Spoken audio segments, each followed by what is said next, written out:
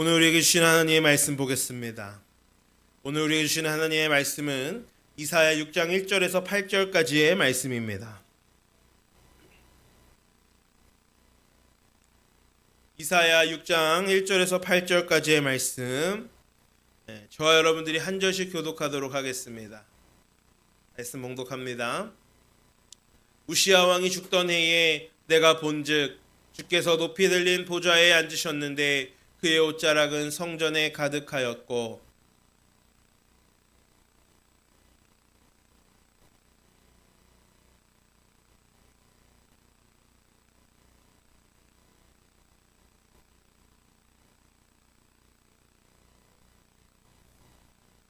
서로 불러 이르되 거룩하다 거룩하다 거룩하다 만군의 여호와여 그의 영광이 온 땅에 충만하도다 하더라.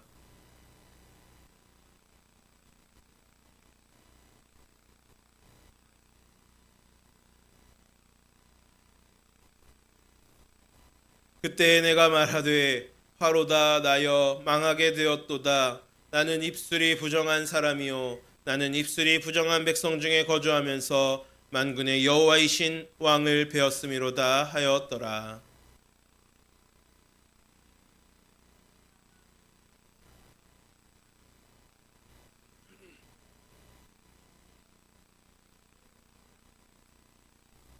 그것을 내 입술에 대며 이르되 보라 이것이 내 입에 닿았으니 내 악이 제하여졌고 내 죄가 사하여졌느니라 하더라.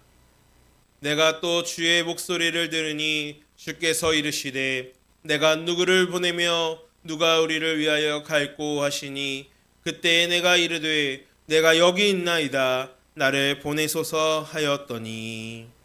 아멘. 할렐루야. 오늘도 주님의 은혜가 우리 모든 이 자리에 모인 하나님의 사람들에게 가득 임하시기를 주님의 이름으로 축복합니다. 오늘은 기도로 돌파한 사람들 5번째 시간으로 이사야의 기도, 내가 여기 있나이다 나를 보내소서라고 하는 제목으로 함께 말씀을 나누려고 합니다.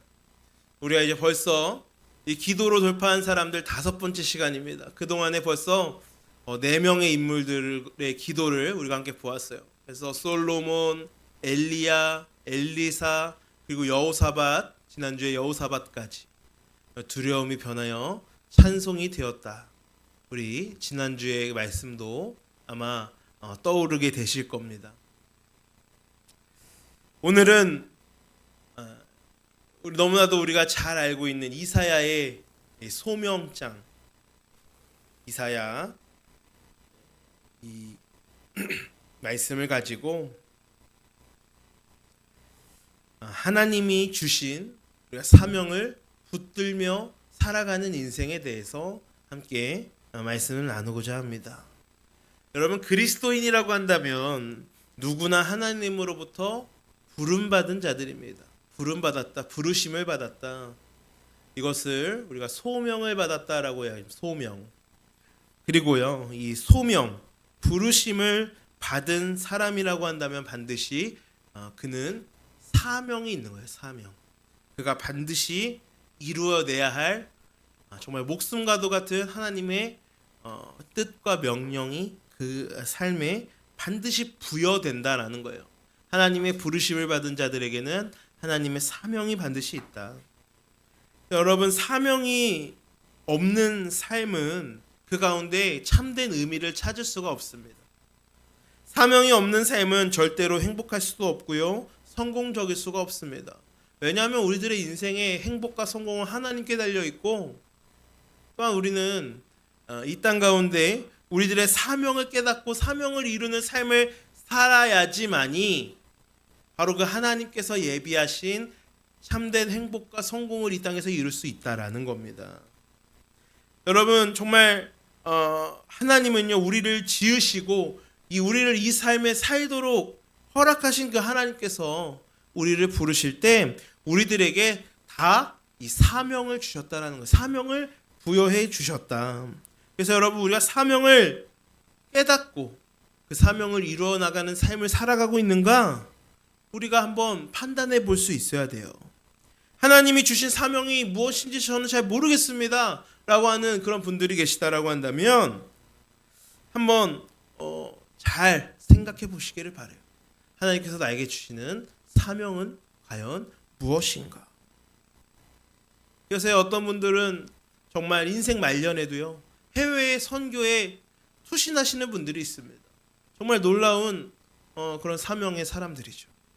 또 어떤 분들은요 본인들이 직접 선교 현장에 나아가지는 못하지만 물질을 통하여 정말 이 넉넉해서 이 선교에 헌금을 하시는 것이 아니라 정말 어려운 가운데서도 부족한 가운데서도 하나님의 것을 먼저 구분하여 선교 헌금으로 헌신하시는 분들도 많이 계시고요.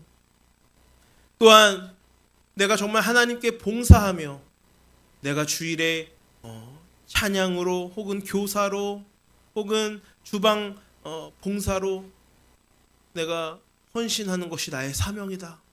주일마다 곳곳에서 정말 주님의 몸된 성전을 위하여 섬기고 헌신하시는 그런 사명의 사람들이 많이 있습니다.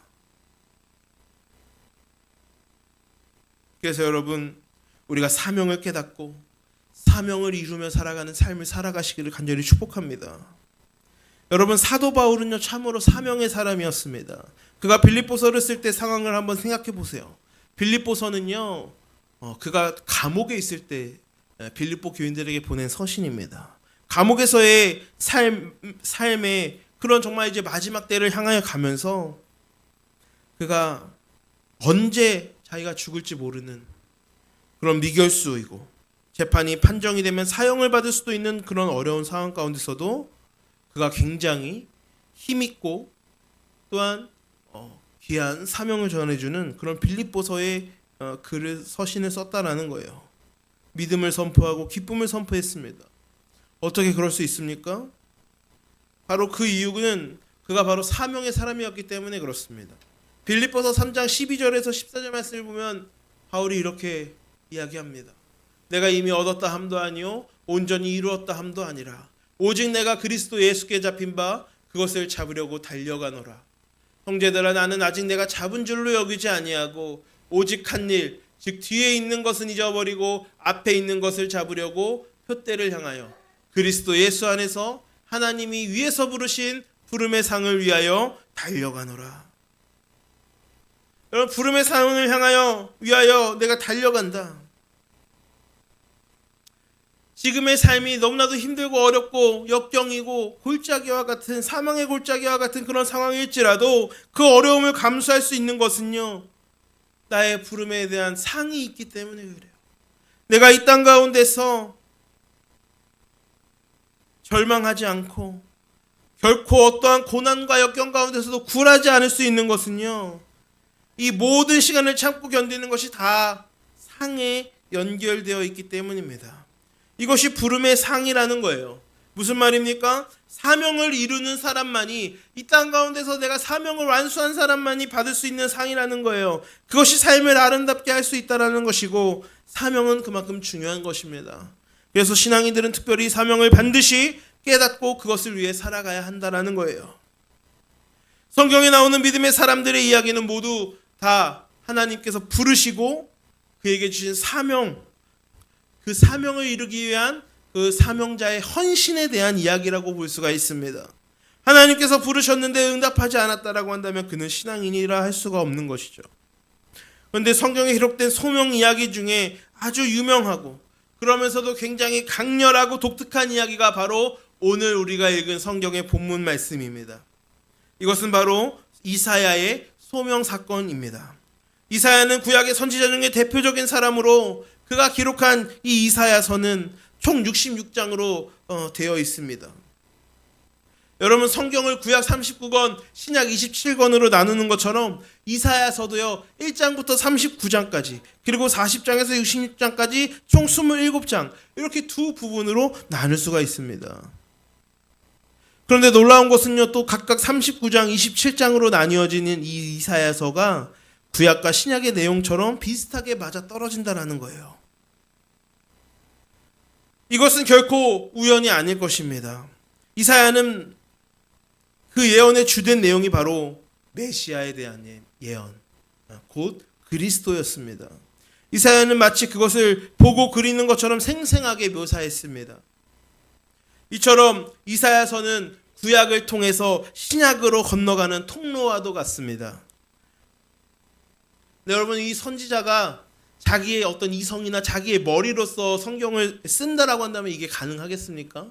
결코 가능하지 않는 거예요. 정말 이 선지자는 자신이 체험한 것을 쓰는 것이고 하나님께서 보여주시는 것에 대해서 이 기록을 한 것이죠. 자신의 이 체험이 바로 그 이사야서에 그대로 기록이 되어 있는 겁니다.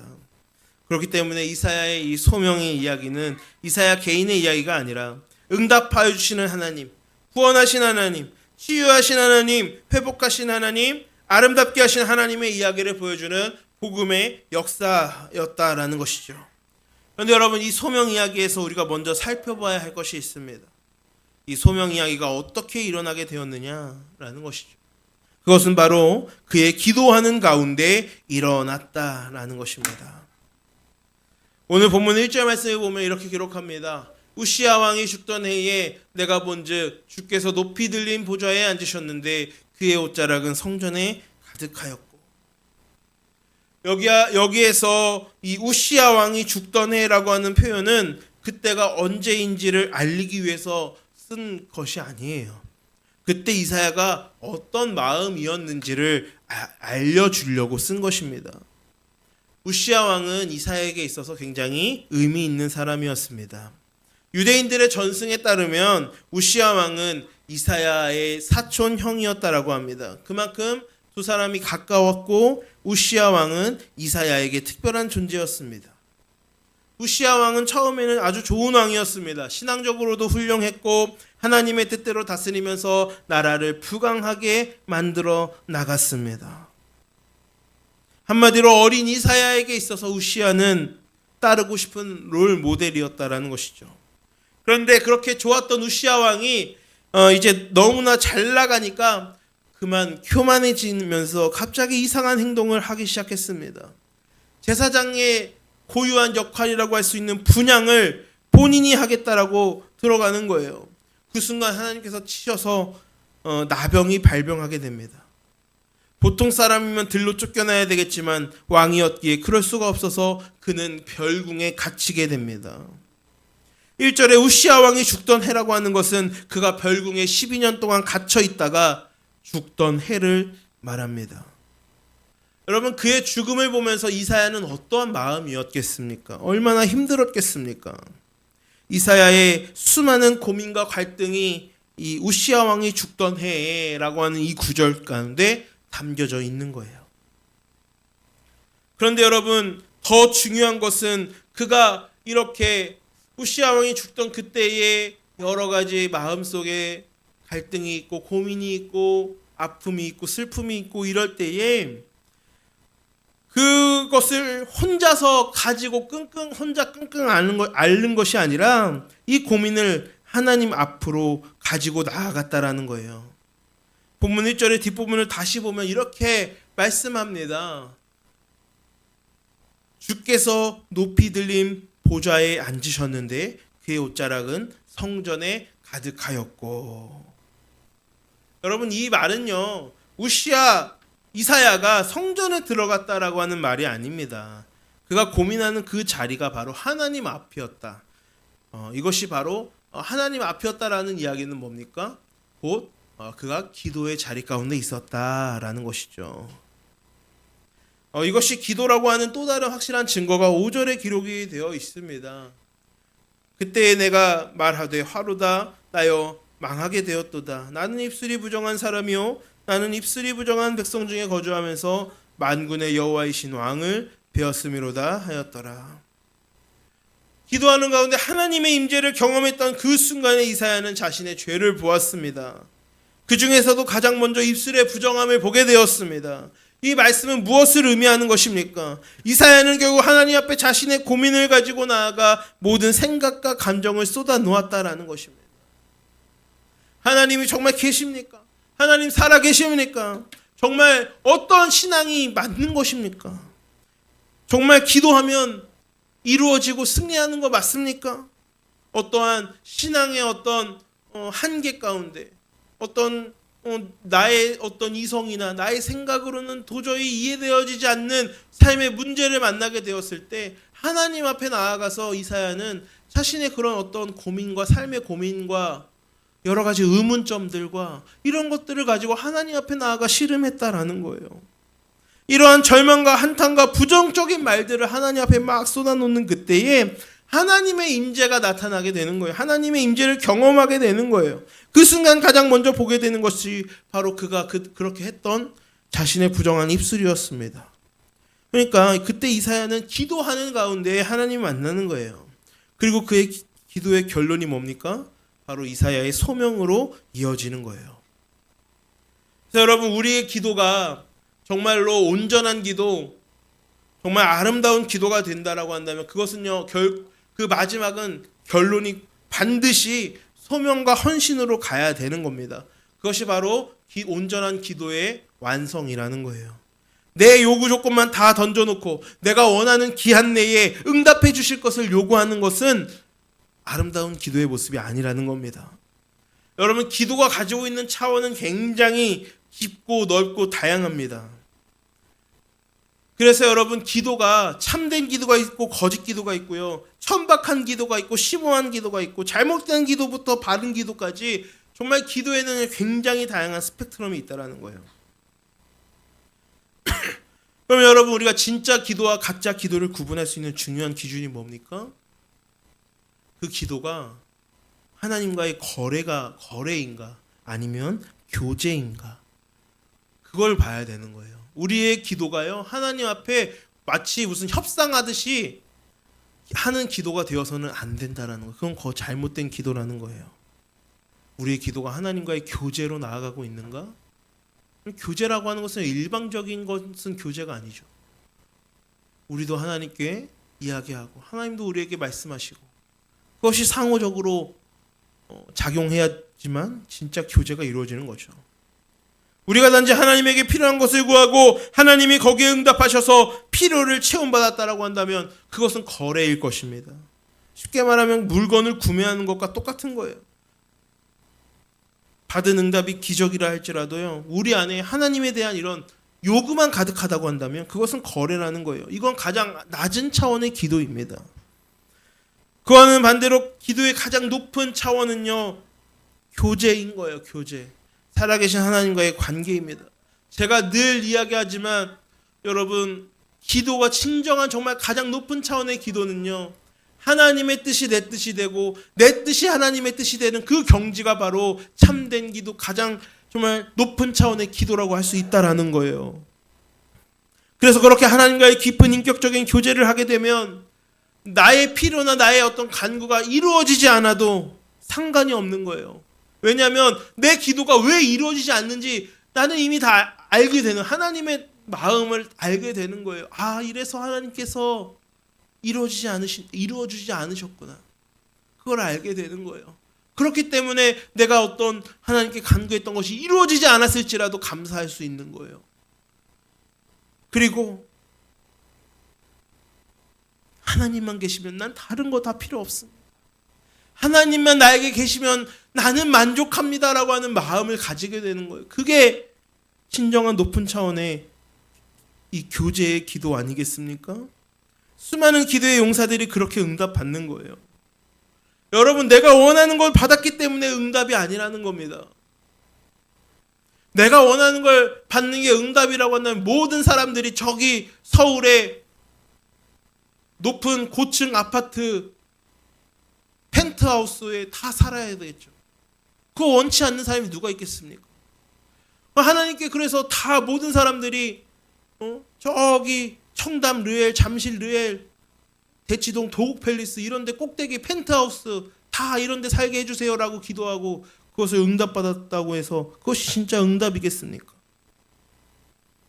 받았든 못 받았든 내가 어떤 하나님께 나의 욕심으로 구하여서 받지 못할지라도 여러분, 기도를 통해 우리가 하나님과의 관계가 깊어진다라고 한다면 그 깊어진 하나님과의 관계가 진짜 응답이라는 거예요. 그리고 그 가운데 우리가 하나님의 뜻을 발견하고 내 기도가 왜 응답되어지지 않았는지도 깨닫게 되고, 그러면서 우리가 더 점점 더 높은 차원의 기도의 단계로 들어갈 수 있다는 겁니다. 근데 여러분, 그런 의미에서 볼 때에 여러분, 우리의 기도가 단순히 하나님께 간구하고 하나님께 구하는 것이 아니라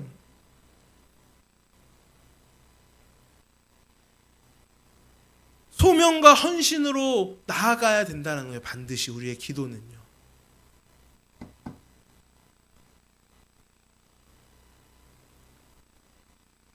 이것은 단지 하나님과 교제하는 정도가 아니라 하나님의 부르심을 받고 자신의 삶을 들여 사명을 이루어드리는 하나님의 동역자의 자리로까지 나아가는 것입니다. 그러한 기도는 하나님의 마음을 품고 하나님의 뜻과 섭리 앞에 삶을 드리는 가장 깊은 곳까지 나아가는 겁니다. 이사야를 보시면 그가 드린 기도의 결론을 통해 우리는 그가 하나님과 얼마나 깊은 관계 속에 들어가 있는지를 알 수가 있습니다. 8절 말씀입니다. 내가 또 주의 목소리를 들으니 주께서 이르시되 내가 누구를 보내며 누가 우리를 위하여 갈꼬 하시니 그때 내가 이르되 내가 여기 있나이다 나를 보내소서 하였더니. 여러분, 이 기도를 잘 보시면은요, 하나님이 마치 혼잣말을 하시듯 한탄하시듯 독백하시듯 당신의 속상한 마음을 그렇게 풀어내시는 것처럼 말씀하시는 거예요. 그러나 정말 하나님이 속상하고 한탄하면서 그렇게 이야기한 게 아니라, 여러분, 하나님은 부족한 것이 없는 분이시잖아요. 그렇다면 하나님께서 이렇게 내가 누구를 보내며 누가 우리를 위하여 갈꼬 하면서 왜 하나님께서 이렇게 말씀하셨을까요? 여러분, 바로 그 순간 지금까지 들려오지 않았던 하나님의 음성이 이사야에게 들렸다라는 거예요. 세상 모든 사람들이 듣지 못하는 하나님의 그 음성을, 세상 모든 사람들이 느끼지 못하는 하나님의 그 마음을 이사야가 느끼기 시작했다라는 겁니다. 그 간절함, 그 친밀함, 그 깊은 관계를 말하기 위해서 이런 파격적인 표현을 쓰고 있는 것이죠. 이사야는 아무한테도 전달되어지지 않았던, 그리고 누구도 함께하지 못했던 하나님의 그 마음을 그 순간에 품기 시작했습니다. 그리고 그 마음으로 대답합니다. 제가 여기 있습니다. 저를 보내어 주십시오. 여러분, 이것이 정말 매우 놀라운 관계라는 겁니다. 하나님과 우리의 관계가 이러한 관계가 되어야 된다라는 거예요. 하나님 우리 아버지 되시잖아요. 그리고 하나님을 위해서라면 우리가 못할 게 무엇이 있겠습니까? 하나님을 위해서라면 우리의 삶을 다 드려도 괜찮은 것 아니겠습니까? 이사야가 하나님 앞에 결단함으로 드린 이 고백의 순간, 이제 그가 처음에 이 우시야 왕이 죽던 해에 가졌던 여러 가지 신앙의 고민들, 갈등, 어려움들은 이제 온데간데 사라지는 겁니다. 이것이 진짜 응답입니다. 우리가 어떤 문제를 가지고 주 앞에 나아갔든지, 우리가 마지막 기도의 결론으로 하나님의 부르심을 받고 거기에 나의 사랑하는 분을 위해 나의 삶을 드리는 그 이야기로 끝나게 된다면 이전에 가졌던 문제들은 아무것도 아닌 것이 된다라는 것입니다. 문제가 무엇이든지 간에 마지막 기도의 결론이 하나님의 부르심에 대한 나의 헌신으로 흐른다면 모든 문제는 이미 응답받은 것으로 믿으시기를 바랍니다. 이것이 우리 기도의 이야기라는 거예요. 중요한 것은 하나님이 나를 아시며 또한 내가 하나님을 위해 살아간다라는 것입니다. 우리의 모든 기도가 바로 이런 기도가 되어야 된다라는 거예요. 그래서 하나님께 그냥 간구하고 달라고만 이야기하는 그런 기도의 낮은 차원이 아니라 하나님과의 관계를 추구하고 하나님의 뜻이 내 뜻이 되고 내 뜻이 하나님의 뜻이 되어지는 높은 차원의 그 기도로 나아가야 된다.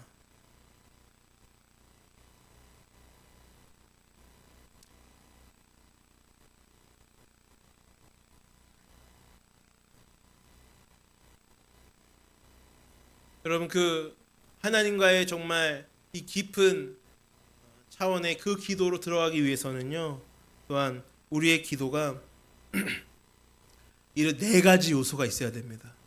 이거 굉장히 중요한데 이 네 가지 요소만 빠르게 정리하고 오늘 말씀을 마무리하려고 합니다. 그래서 우리가 하나님과의 정말 높은 그런 교제 차원의 그 기도를 드리기 위해서는요, 네 가지의 요소가 필요한데 그 첫 번째는 뭐냐면 하나님 앞에 나의 마음을 온전히 올려드리는 것이 필요하다라는 거예요. 이사야가 처음에 하나님 앞에 나의 모든 고민과 아픔과 갈등과 분노까지 물을 쏟듯이 쏟아 부었고 모든 것을 다 내 마음을 다 하나님께 드러내는 거예요. 이런 것처럼 우리의 모든 기도를 하나님께 우리의 모든 마음을 쏟아 부어야 됩니다. 온전히. 하나님 앞에 내가 무언가 숨기는 게 있고 캥기는 게 있고 이런 것이 있는 게 아니라 온 마음으로 하나님께 나아가는 거예요. 그것이 첫 번째 요소입니다. 두 번째, 하나님의 살아계심을 체험해야 됩니다. 우리가 기도를 통해 하나님의 임재를 체험하는 것. 우리의 믿음이 굳건하여지고 정말 하나님께 우리가 어떤 의심이나 어떠한 불신이 아니라 그런 마음이 조금이라도 있는 게 아니라 정말 하나님의 임재를 경험하며 정말 하나님이 내 앞에 지금 내 눈앞에 계신 것처럼 그런 믿음을 가지고 하나님의 임재를 선포하고 하나님의 임재 가운데로 들어가야 됩니다.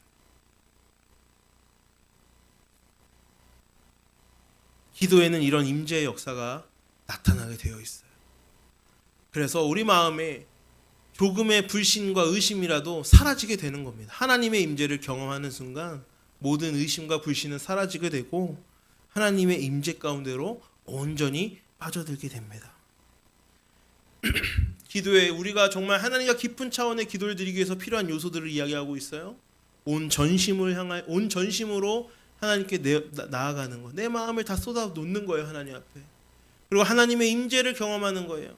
세 번째로 우리의 죄를 회개하는 것이 반드시 필요합니다. 하나님의 임재 앞에서 자신의 죄를 새삼스럽게 깨닫고 그 죄를 보면서 두려움과 죄송함으로 떨면서 회개하는 그런 회개가 필요합니다. 회개는요, 우리가 하나님의 임재가 경험하게 된다면 반드시 일어나는 것이 회개입니다. 하나님의 임재 앞에 섰을 때 우리가 회개하는 것. 그래서 우리 마음에 정말 회개하고 하나님의 또 제사함의 그 은혜가 부어지기 시작할 때 역사가 일어나는 거예요. 회개에는 반드시 또 역사가 일어납니다. 하나님의 임재를 경험하는 자는 반드시 회개가 일어나게 되고 회개가 일어나게 되면 우리 삶에 놀라운 역사, 놀라운 변화가 이루어지는 거예요. 그게 뭡니까? 바로 치유와 회복을 경험하는 것입니다.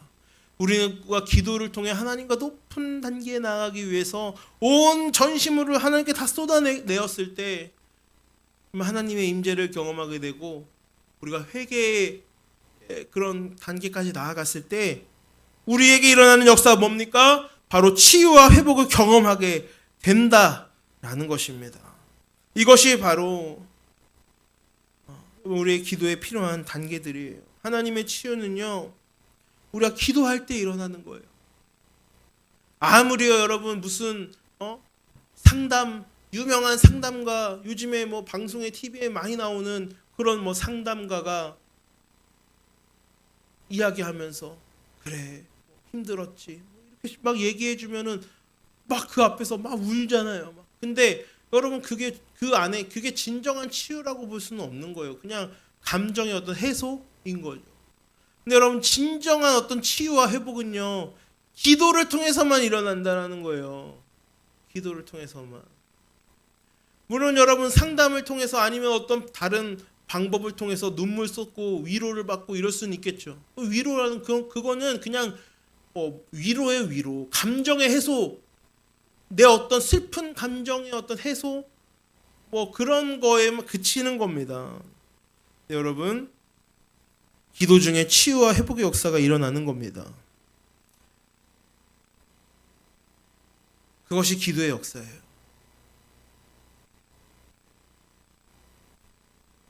그것이 진짜 나의 온 존재를 회복시켜지는 그 역사, 그것이 기도를 통해 일어나게 된다는 겁니다. 오늘 우리가 이사야의 소명을 통하여 우리가 나아가야 할 기도의 높은 차원이 무엇인가? 우리의 기도는 단순히 요구하고 간구하는 것에 그치는 것이 아니라 하나님과의 깊은 교제, 그 관계성으로 나아가는 것이 진정한 기도이다.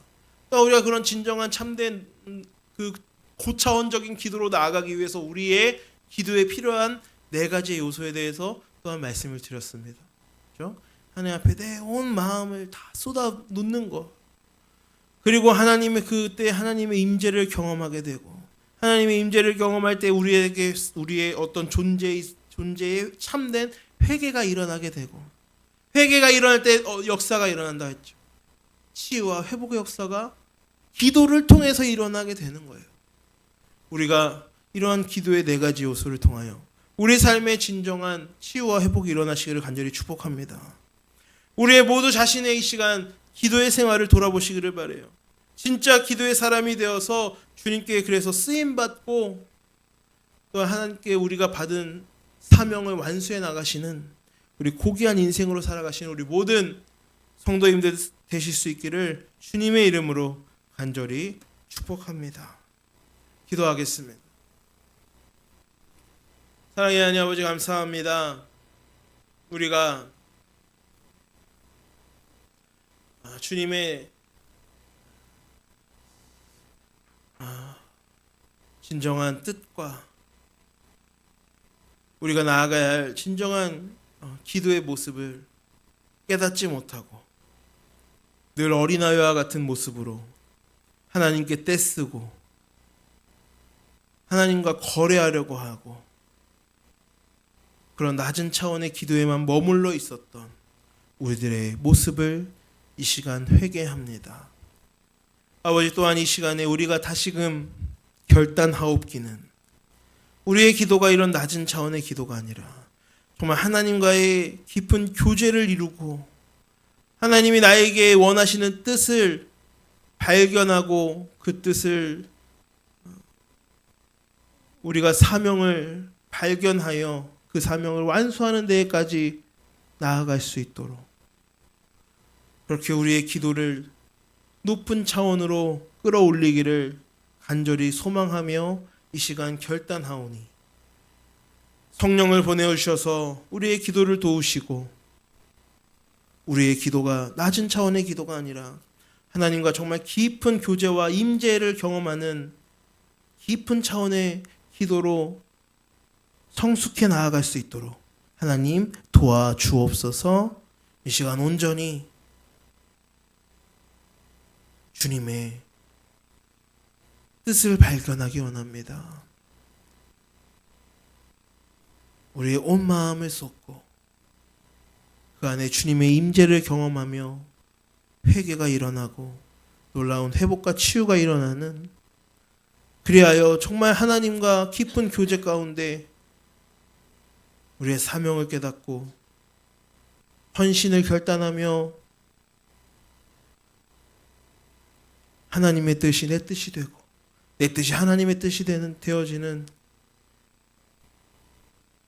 하나님과의 연합을 이루어 나가는 우리들의 기도가 되어질 수 있도록 함께하여 주옵소서.